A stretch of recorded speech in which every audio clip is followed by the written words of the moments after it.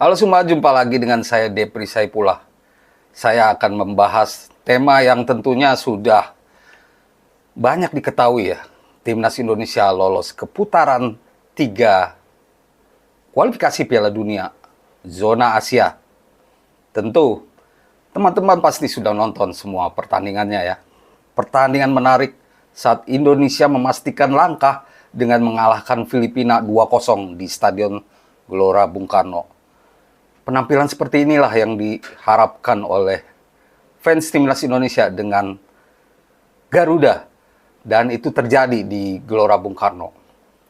Memang Indonesia di atas lah levelnya dari Filipina, tapi kalau permainan kita tidak bagus, itu kemenangan tidak mungkin terjadi, dan dua gol tidak mungkin terjadi. Yang harus kita perhatikan saat ini adalah putaran 3. Apa yang harus dilakukan oleh timnas Indonesia di putaran 3 nanti. Setidaknya ada 10 langkah yang harus dilewati oleh timnas Indonesia menuju Piala Dunia 2026. 10 langkah maksudnya apa? 10 langkah itu artinya ada 10 pertandingan. 5 pertandingan kandang dan 5 pertandingan tandang. Nah, 5 pertandingan kandang dan 5 pertandingan tandang ini akan digelar pada tahun ini dan tahun 2025. Dari mulai September sampai Juni 2025. Ada 6 laga yang dilakoni oleh timnas Indonesia pada 2024 ini. September 2, Oktober 2, November 2. Pada 2025 ada 4 laga. Begitu juga kira-kira sekitar Maret dan Juni ya, kalau nggak salah. Itu FIFA Matchday. Nah, tentu dengan sudah adanya roadmap menuju Piala Dunia, yang harus kita perhatikan saat ini siapa lawan-lawan kita di putaran 3. Nah, putaran 3 akan dibagi dalam 3 grup. Putaran 3 ini berisi 18 tim, 18 negara yang lolos, dan akan dibagi 3 grup dengan masing-masing grup berisi 6 negara. Nah, setelah kita tahu bagaimana perjuangan kita nanti, di mana kita harus bisa merebut posisi 1 dan 2 kalau ingin lolos langsung ke Piala Dunia 2026. Tapi kalaupun tidak, kita masih ada peluang. Asal finish di posisi 3 dan 4 itu akan membuat kita melaju ke putaran 4 kualifikasi Piala Dunia 2026. Kalau itu juga belum cukup, kita melaju ke putaran 5 sebelum akhirnya mengikuti playoff antar kontinental atau ya antar kontinental melawan tim asal Amerika Selatan atau Tengah ya. Nah, 10 langkah ini langkah yang minimal yang harus segera dituntaskan oleh timnas Indonesia. Nah, lawan-lawan kita siapa? Ada 5 calon lawan yang akan dihadapi oleh timnas Indonesia. Nantinya AFC akan menggelar drawing pada 27 Juni. Nah, ada 6 pot. 6 pot itu berisi 3 negara. Dan kita berada di bocorannya. Kita ada di pot 6 bersama Korea Utara, Kuwait, dan ya Kuwait. Jadi Korea Utara dan Kuwait. Itu artinya kita tidak akan satu grup dengan Kuwait dan Korea Utara. Nah, terlepas dari 2 negara itu, kita akan berpotensi menghadapi unggulan-unggulan di pot 1 yang sulit. Ada Jepang, Iran, Korea Selatan. Pot 2 juga sulit. Ada Australia, Qatar, dan Irak. Pot 3 juga masih sulit. Ada Arab Saudi, Yordania, sulit. Uzbekistan. Pot 4 dan 5 itu agak setara. Ada Cina, ada Palestina, Itu yang diharapkan. Masih setara dengan timnas Indonesia. Namun, di kondisi seperti sekarang, untuk meraih posisi 1 dan 2 di putaran 3, kita tidak bisa pilih lawan. Sintayong pun bilang, ya semua laga pasti berat. Dan untuk informasi ya, atau teman-teman mungkin sudah tahu bahwa lawan-lawan berat kita juga sudah pernah lawan semuanya.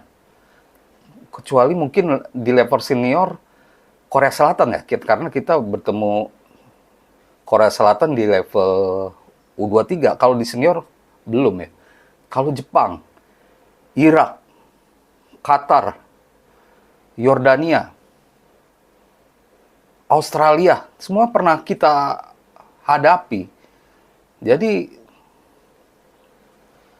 kita sudah tahu bagaimana perlawanannya. Sintayong pasti sudah tahu bagaimana harus menghadapi itu.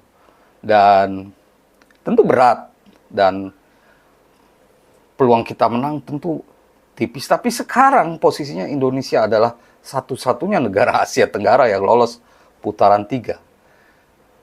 Dan semua ini dimungkinkan dengan, harusnya kalau gagal di putaran 3 tidak lolos. Tapi karena FIFA memberi jatah 8 negara untuk Asia plus 1 lewat jalur playoff atau jadi mungkin 9 ya, Indonesia jadi dapat peluang.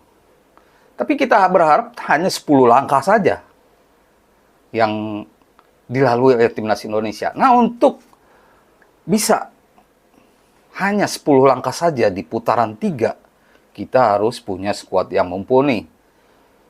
Sintayong belak-belakan di konferensi pers usai pertandingan melawan Filipina. Dia jelas-jelas kecewa dengan para penyerang timnas Indonesia.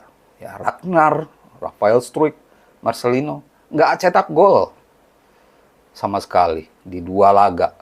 Yang cetak gol malah Tom Haye dan main belakang Rizky Ridho. Nah, kedepannya Sintayong membuka peluang untuk mencari striker-striker bagus. Ya, menurut saya ini adalah prioritas. Striker. 2 nama sudah dikantongi ya. Jens Raven tinggal mengambil sumpah. Dan tentunya tambahan kekuatan yang paling ditunggu juga yaitu Maarten Paes. Yang hingga kini belum tahu ya bagaimana nasib kasusnya di CAS. Semoga saat September nanti sudah beres. Bahkan jangan September lah. Juli, Agustus sudah tahu kita. Jadi dia sudah bisa gabung dengan timnas senior. Selain itu striker, ada Jens Raven yang tinggal mengambil sumpah dan apakah mungkin oleh Romeni atau nama-nama lain. Sedangkan untuk posisi gelandang ada Jairo Riedewald. Semoga dibukakan pintu ya, karena dia mau. Lalu nama-nama populer, Kevin Dix, lalu Messilgers, utamanya Kevin Dix ya, sudah memberi sinyal-sinyal kepada Indonesia agar melakukan pendekatan kepada dia. Lalu ada juga Tristan Goyer ya, pemain Ajax, bek muda Ajax Amsterdam. Ya memang posisi bek sudah banyak, tapi nggak apa-apa. Menghadapi 10 laga ke depan di putaran 3 kualifikasi Piala Dunia, kita membutuhkan skuad yang dalam. Siapapun yang dimainkan bagus. Gitu. Jadi Sintayong bisa mengotak-atik timnya dengan mudah. Dan diharapkan striker yang benar-benar mumpuni.